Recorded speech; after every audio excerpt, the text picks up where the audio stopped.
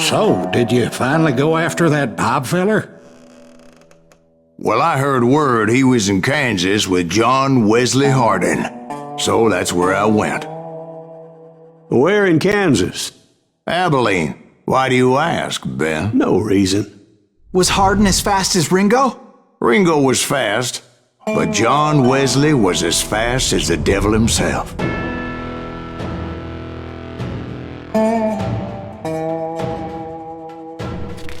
Hell, he killed his first man at 15. From that day forward, he had a price on his head and wouldn't back down for nobody, not even Wild Bill Hickok himself.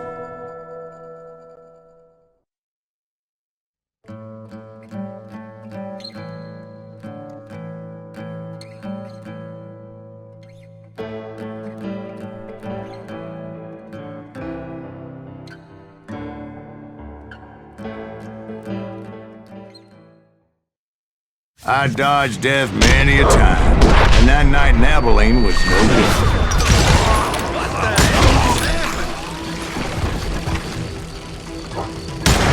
I was there with the intention of finding that bastard Bob and collecting the bounty on John Wesley.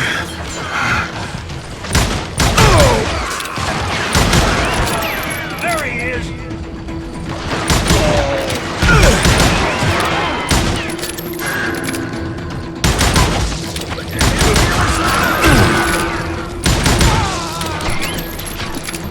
Crazy bastard! I thought the Texas Rangers got Hardin. Yeah, that's what they want you to believe. It was cold and a witch's tit and a brass bra that night as I fought my way past his loyal compadres to the very same saloon we're sitting in today. Look around and imagine this place painted in blood. Hardin was waiting for me, and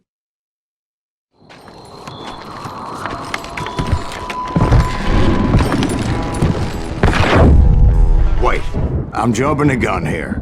Let me back up and give you some background on this sumbitch. He deserves that much. Don't you think so, Ben? John Wesley Hardin was a killer.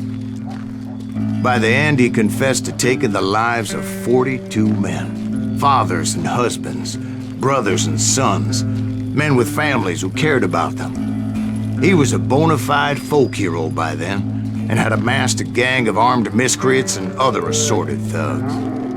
He and his men set up camp outside of town, and I was hoping Bob was among them. God damn it! Shoot that son of a bitch! They didn't ask why I was there. They knew. Most of them were wanted as well. I figured Hardin was here somewhere, but to get to him, I'd have to get past his gun hands. That was easier said than done, as most of them were as foolish and full of bravado as I was. I had to spill a lot of blood to find out Hardin wasn't in that camp. He was carousing in town with his closest friends. Hardin's boys apparently didn't want me to reach the Bull's Head. Some were hightailing it into town to inform their jefe of my unwelcome presence. That's right! Tell Hardin someone's coming for him! Stop that son-bitch! Let the boys know we got another law dog.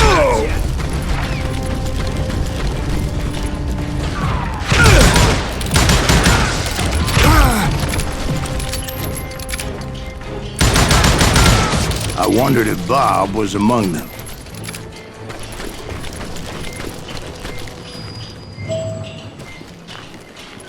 And I steeled myself for the fight ahead. For as good as I was, deep down I wondered if John Wesley wasn't just a little bit better. Before I could test my mettle against Hardin, however, I would first need to dispatch his cadre of hired killers. Most of these degenerates were beyond redemption, but John Wesley might have been a different story. I didn't learn until later that that night was in fact his birthday celebration.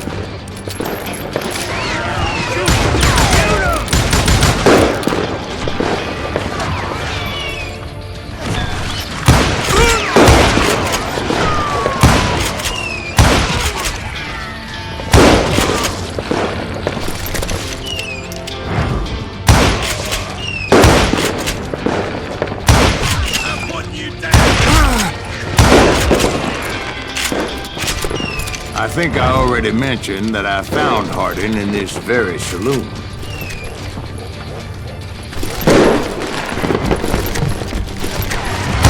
Suffice it to say, nobody there was happy to see me.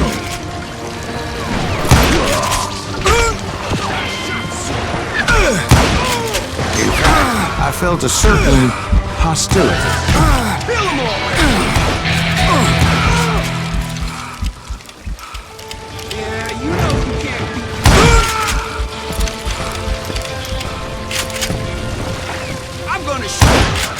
I was disappointed that neither Bob nor John Wesley were among the dead. But that was short-lived, as a moment later I was facing down the fastest gun in the West.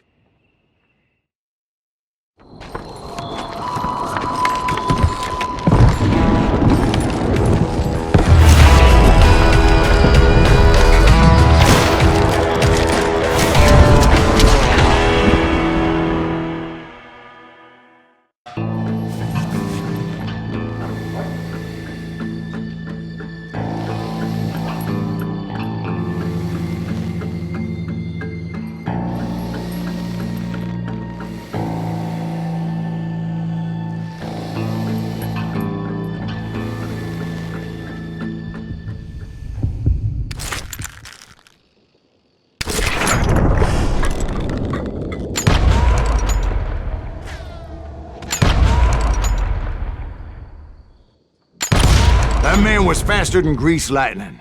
But being inebriated as he was, he didn't count his shots. And now, he was at my mercy. So he didn't die? No, I sent him to prison. Years later, after he was free, some restless avenger took his life. Shot him in the back at a saloon just like this one. Anybody up for another beer? Thank you, darling. Yeah, some say revenge is a dish best served cold. So whatever happened to that Bob guy you were after? Personally, I'd like to hear some of your other adventures. Like, I don't know, did you ever go toe-to-toe with a red man?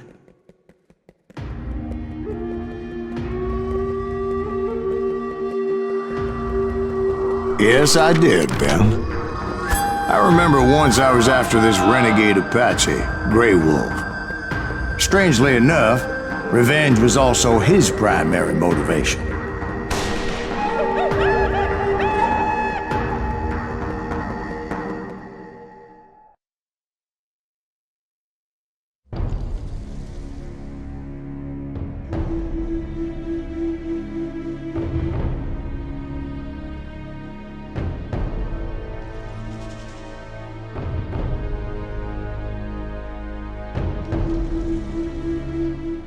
A bounty was put on Grey Wolf's head, and that's how I came to hunt him in the mountains.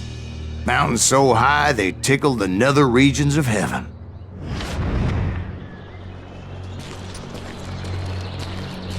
Grey Wolf was a Chiricahua Apache medicine man who had led a war party in revenge for a massacre against his people. The U.S. Army had attacked his tribe during his daughter's sacred sunrise ceremony, and the slaughter was unspeakable. I understood his anger, as there's nothing more traumatic than seeing those you love die in a cruel and painful death. Right from the beginning, I couldn't shake the feeling that Grey Wolf was watching my every move. He led a band of young Apache warriors who wanted retribution and were more than willing to die for him.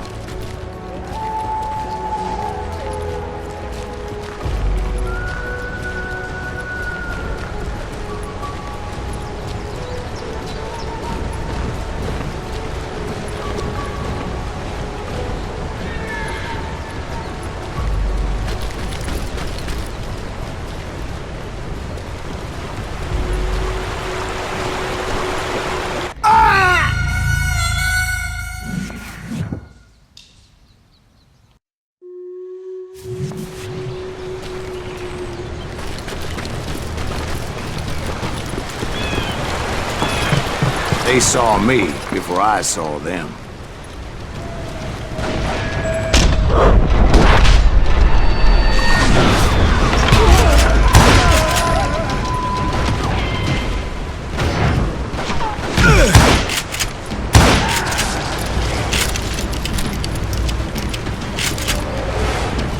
it crossed my mind that maybe this wasn't such a good idea. But now as the shooting had started, there was no backing down.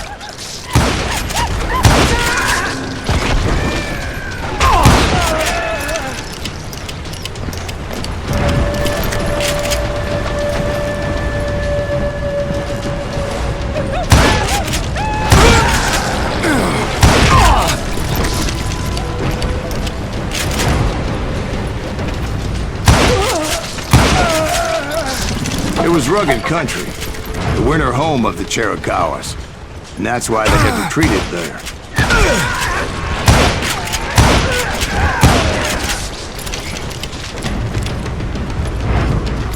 I admit to having some regrets about going after them the way I did. But then again, I got a lot of those.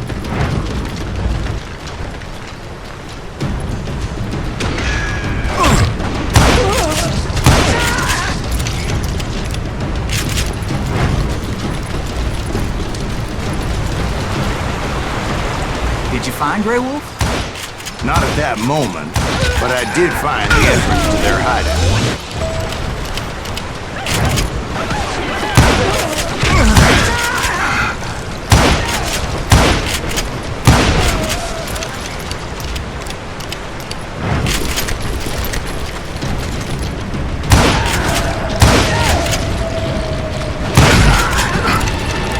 A deep crevice that led to a deeper cave. Don't tell me you went in there. Yeah, but it's not out of bravery so much as pure, angry cussedness.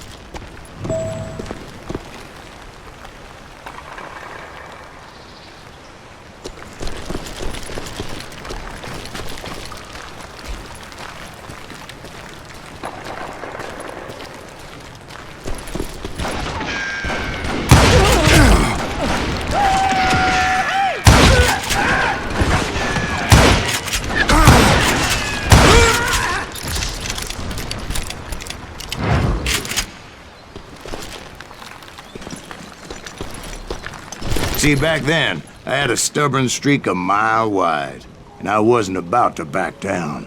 So it was like pitch black in there? Actually, it was pretty well lit, as they had torches on the walls.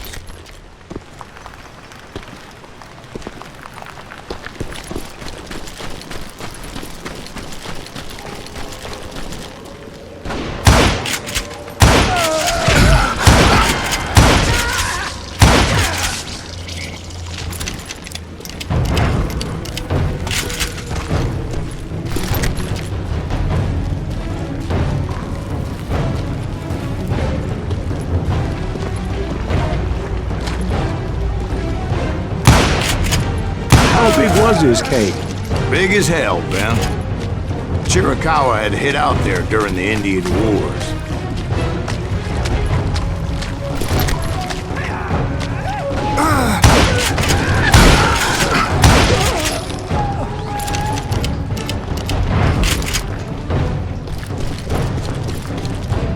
They thought it was haunted with the ghosts of those murdered by the horse soldiers. The cave was haunted with dead Indian ghosts? To be honest, I was more concerned with the live ones than the dead ones.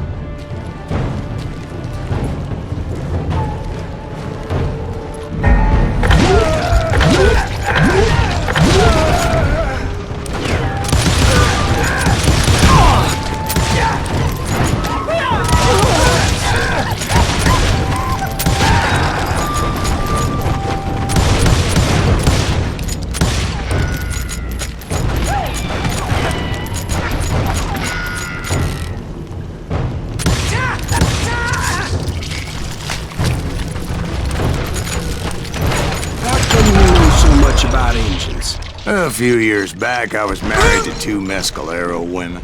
At the same time? Yeah, they were sisters. Polygyny is traditional among the Mescalero. So what happened? Oh, I had to get out of there. Those girls never shut up. Both of them nagging at me all the time. Drove me half crazy. Haven't seen them since. No, I mean, what happened with Grey Wolf? Oh, well, I pursued him into the Cave of Death.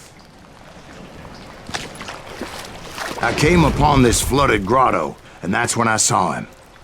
He came to me unarmed and unafraid. His voice echoed in the shadows, and I sensed he meant me no harm. You carry great darkness in your heart, and if you do not release it, it will claim your soul. The sound of his voice put some kind of ancient Indian spell on me.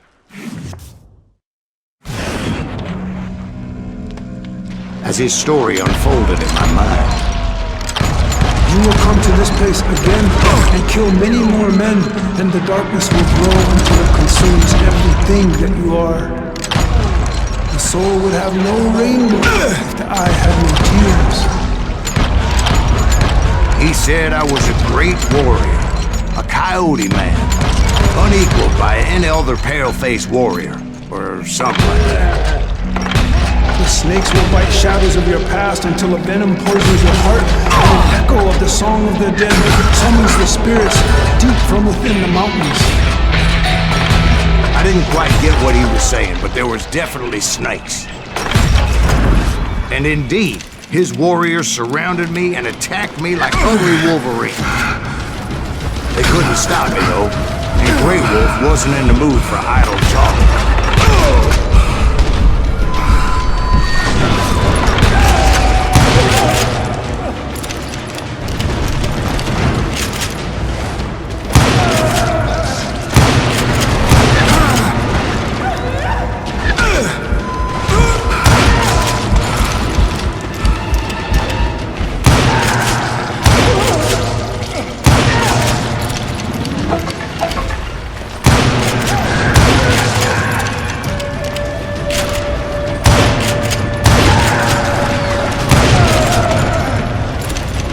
I swear I couldn't see any way out of this trap. But suddenly, one just appeared. Kind of like a miracle.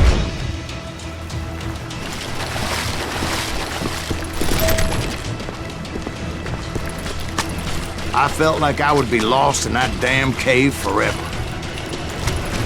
Finally, I found myself back outside, perched on the edge of a precipice, overlooking a thundering whitewater river. To get where I was going required several leaps of faith, but no way in hell I was turning back. Oh!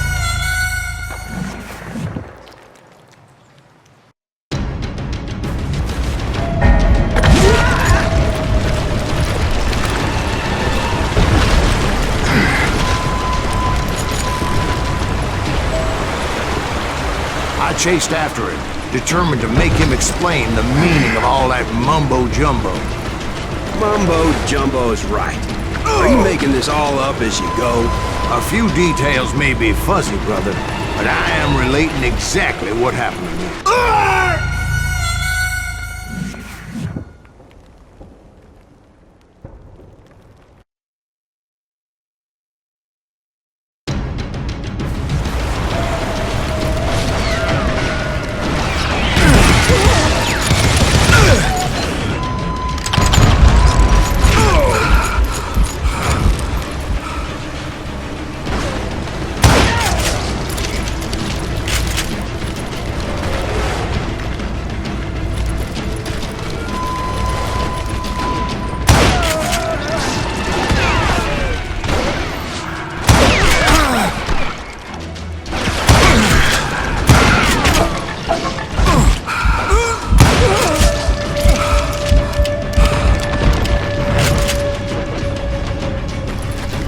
Steep climb up creek ahead of me and scrambled up those rocks like a mountain goat. I was determined to locate Grey Wolf and find out exactly what the hell he was trying to tell me. And wouldn't you know it, that crafty son of a bitch led me right into a trap. What kind of trap? Well, son, there had to be at least 100 Apaches surrounding me. 100? God be my witness. Oh, come on. Who you kidding? Hey, I believe you. Come on, tell us how it ended. All right, but I'm not gonna drag this out. Where were we? You were surrounded by 100 Apache warriors. Well, I didn't take the time to count them exactly, but there were a lot of them.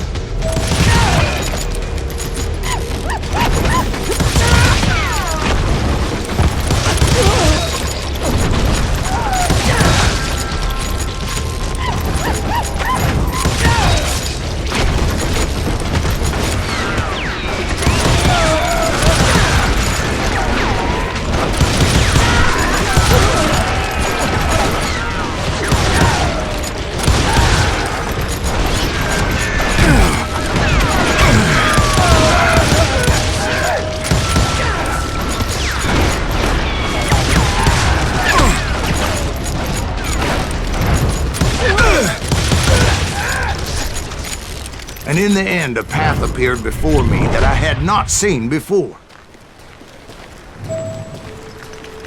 I followed it as I desperately needed to find out what Grey Wolf was trying to tell me. But it was like that son of a bitch disappeared into thin air.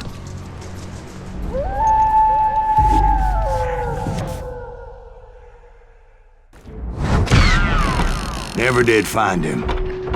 And never did collect my goddamn bounty. Thank you, darling. It's interesting how the truth can sometimes seem, might malleable, depending upon your point of view. Like how those dime novels make you out to be something you're not? Jack, don't be starting trouble. No, he's right. They do tend to exaggerate. Did they exaggerate your part in taking down the Daltons? Well, I was there in the flesh, boy, so I saw what happened firsthand.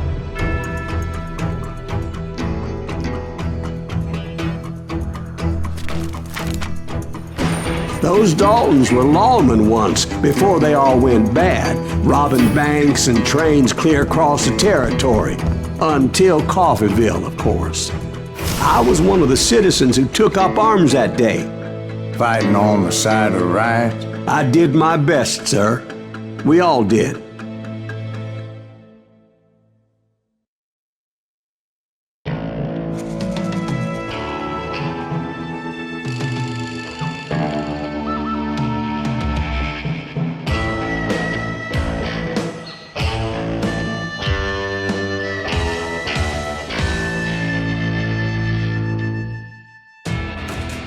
It was early morning. One of my friends was a local gunsmith, and he handed out firearms to anybody who'd take one. You see, the Daltons got it in their heads to rob 2 banks at the same time. 2 banks on the same damn street. Story was Bob Dalton's girl was always riding him about how he had no ambition. Oh, you're nobody next to Jesse James, she'd say. Finally, the bastard took his brothers to Coffeeville just to shut her up. Right. It's always the woman's fault. Well, the locals recognized the Daltons right off. Before they could get away, half the town took up arms to defend their property.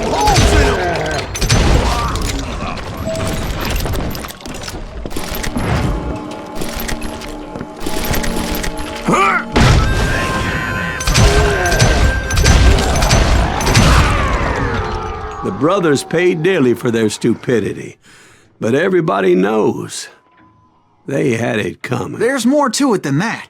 I read all about that day, so I know for a fact that it went down very differently. First of all, it was high noon. A posse of U.S. deputy marshals were on the rooftop across the street. Get ready, boys. They're gonna make a move. The lawmen had been tracking the Daltons for months. Now they finally had them dead to rights. Among them was a bounty hunter feared by many a lawbreaker. This man had no intention of letting the Daltons slip away. The marshals tried to get the Daltons to surrender. They'll give up eventually. We just gotta wait till something reaches out. This bounty hunter knew that the brothers were far too proud to ever lay down their guns. So he went in there alone to confront those criminals. One of the marshals shouted, "Where are you going? Are you crazy?" Hey, where do you think you're going, dumbass? That rifle's mine. But he paid him no mind. He saw a way to get around to the back of the bank. Then he figured out how to hit the Daltons from a direction they weren't expecting.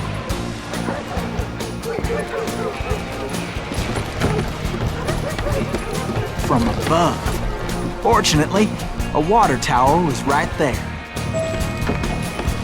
A moment later, he was climbing up a steep ladder, laughing at danger as he did. It was brave men like him who risked their lives to tame this wild country.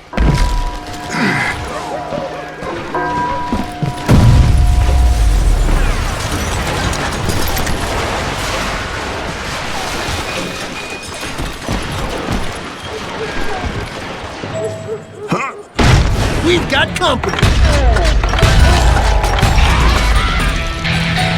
Heroic men like him, who did what other men couldn't, or wouldn't to make this country free. Is that Silas Green? Jim Booth, Son Davy of a Crockett, bitch! died defending the Alamo.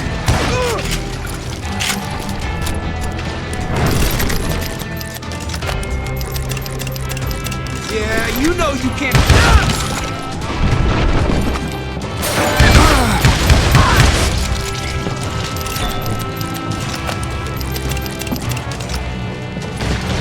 Brother, I'm gonna make you pay for that.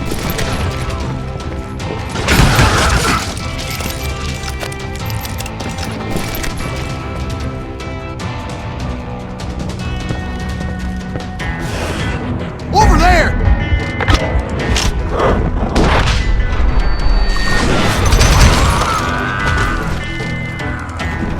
That's Silas Green! What the hell? Bland! He came away victorious, taking down those thieving Daltons. His name was Silas Greaves, and when the dust finally settled, he was the last man standing.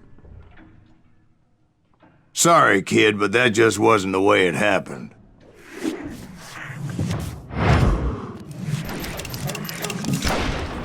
It was early evening, not high noon.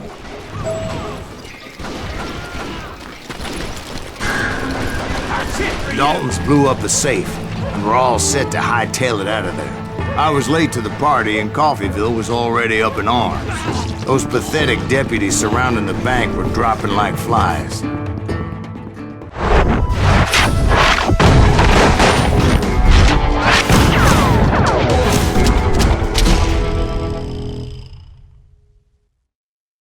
I had been tracking those jokers for months, waiting for them to do something reckless. In for the kill. And finally, they did. Those stupid bastards decided to rob 2 banks at the same time in the same town where everybody knew them. But they still had friends in Coffeyville. Oh, now what?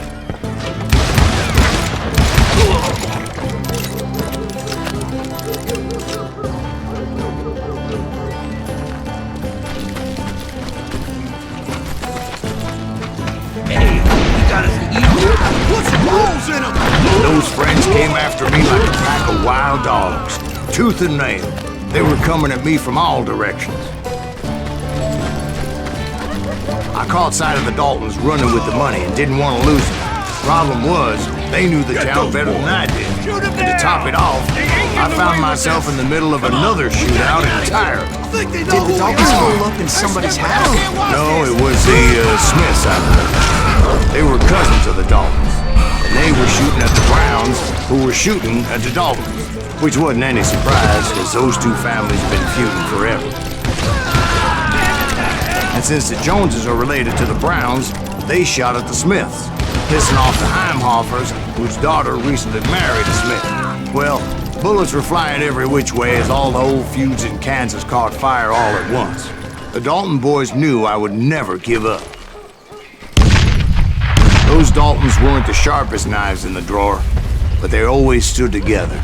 They set a trap to slow me down and allow at least 2 of them to escape. The 3rd brother stayed behind to plant me, just in case that trap of theirs didn't work.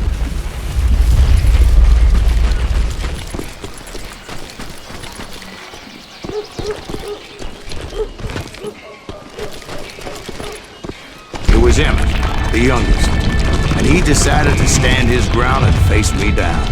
I ain't afraid of you, Silas Greaves. This is where it ends for you. He was determined to protect his brothers.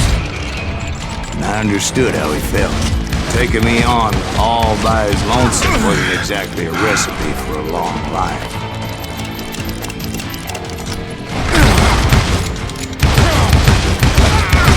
I'm gonna send you to the bone orchard.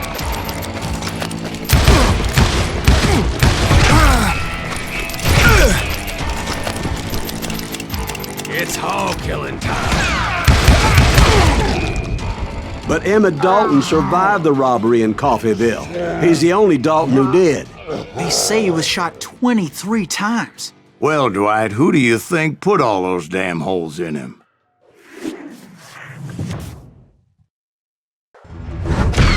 But I have to admit, that boy had grit.